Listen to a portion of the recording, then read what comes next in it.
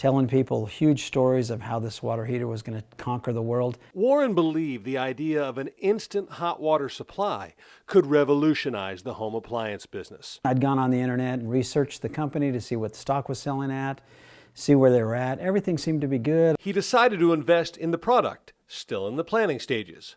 Warren knew people who worked for the company. They told him they needed his money to finish the product prototype.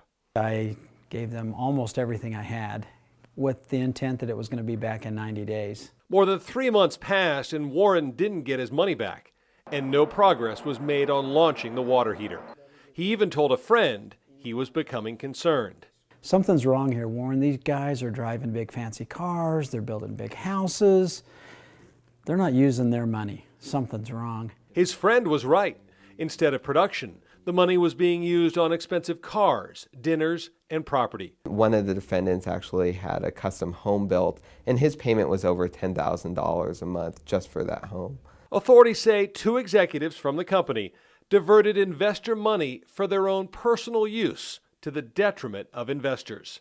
But they would be able to get shares themselves, and then through a shell game of sorts with these shares were able to artificially inflate the price, award themselves even more shares, and then at the end of the day, when the music stopped, the investors were left without anything, while the fraudsters were able to enrich themselves from zero to $6.8 million in about 3 years.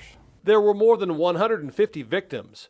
Some advice for investors: diversify your assets.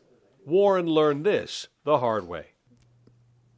Probably my biggest mistake was putting all of my ducks in one basket.